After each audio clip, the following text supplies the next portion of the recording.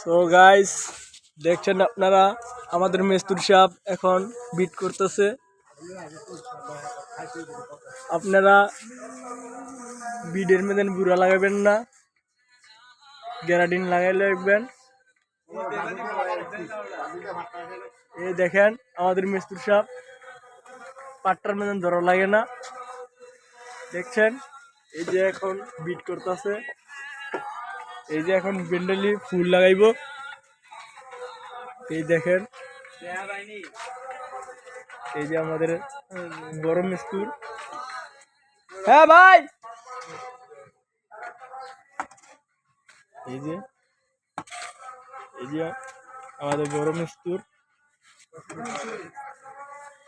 56 second, 1 minute হয়েছে কি? হ্যাঁ হ্যাঁ